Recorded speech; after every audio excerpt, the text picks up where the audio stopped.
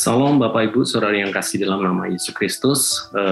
Tidak terasa hari ini adalah hari-hari di penghujung tahun 2021 dan mau memasukin tahun 2022. Saya yakin dan percaya dalam kehidupan kita Tuhan memberi pertolongan dan Tuhan senantiasa menjagai sehingga kita boleh ada sampai saat ini.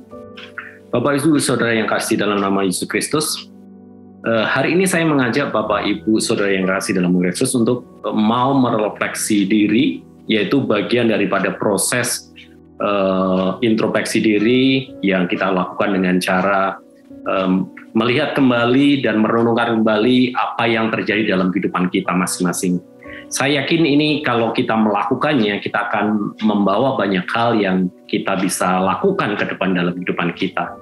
Bapak Ibu Saudara yang kasih dalam nama Yesus Kristus, sebab gini, dengan kita melihat kembali dan merenungkan apa yang terjadi, apa yang kita lewati, pertolongan, perlindungan, pimpinan Tuhan, itu bisa membawa kita mengingat kembali akan kebaikan-kebaikan Tuhan dalam kehidupan kita.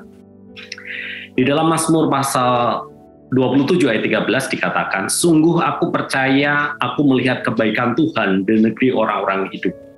Bahkan di dalam Tawarik pasal yang 16 ayat 12a dikatakan demikian, ingatlah perbuatan-perbuatan yang ajaib yang dilakukannya dan mujizat-mujizatnya. Bapak Ibu Saudara yang kasih Kristus, kalau kita merefleksi diri, mengingat kembali sepanjang perjalanan hidup kita di tahun ini, kita pastinya akan menemukan kebaikan-kebaikan Tuhan. Dan itu bisa membuat kita juga melakukan ucapan syukur bahwa Tuhan menolong, Tuhan memimpin, Tuhan menyertai dalam kehidupan kita. Bahkan dengan tahu bahwa Tuhan melakukan kebaikannya dalam kehidupan kita, membuat kita juga tidak akan takut untuk hari esok kita, ataupun memasuki tahun depan, tahun 2022. Sebab hal ini juga dilakukan sebetulnya oleh Musa ataupun Yosua mengingatkan bangsa Israel untuk kebaikan-kebaikan Tuhan yang mereka alami. Di dalam Ulangan pasal yang ke-7 ayat 18 juga dikatakan demikian. Maka janganlah engkau takut kepada mereka, ingatlah selalu apa yang dilakukan Tuhan Allahmu terhadap Fir'aun dan seluruh Mesir.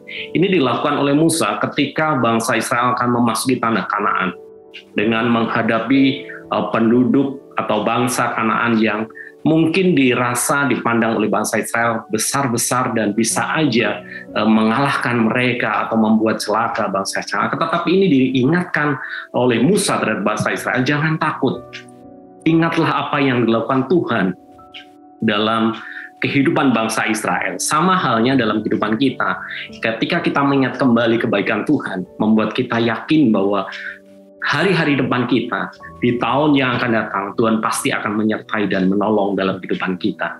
Bapak Ibu Saudara yang kasih dalam nama Yesus Kristus, dengan kita juga merefleksikan diri kita dengan merenungkan kembali, sebetulnya kita juga bisa mengoreksi, mengintrospeksi, mewawas diri apa yang sudah kita kerjakan dalam kehidupan kita menjadi bagian-bagian yang harus kita kerjakan dalam hidup kita sebagai anak-anak Tuhan. Dengan demikian kita juga tahu, apakah saya sudah melakukan yang terbaik dalam kehidupan kita atau belum, atau ada hal-hal yang lain yang seharusnya kita bisa kerjakan tapi kita melakukan, dan itu juga seharusnya membawa komitmen baru dalam kehidupan kita untuk kedepannya untuk melakukan hal yang terbaik apa yang kita bisa kerjakan dalam hidup ini di dalam pengiringan kita di dalam Yesus Kristus. Sebab di dalam kehidupan kita sebagai orang-orang percaya itu harusnya juga senantiasa diperbaharui dari ke hari sampai kita dipanggil kembali oleh Tuhan. Makanya di dalam Roma pasal yang ke-12 ayat yang kedua, saya bacakan yang bagian B. Tetapi berubahlah oleh pembaharuan budimu, sehingga kamu dapat membedakan manakah kehendak Allah, apa yang baik, yang berkenan kepada Allah, dan yang sempurna. Itu yang dikehendaki Tuhan dalam kehidupan kita, bahwa dalam pengiringan kita dalam Yesus Kristus, sebagai seorang yang beriman kepada Tuhan, kita juga harus senantiasa mengalami atau kehidupan kita diperbaharui senantiasa pembuahan budi, pembuahan kehidupan kita untuk lebih baik lagi, dalam kehidupan kita.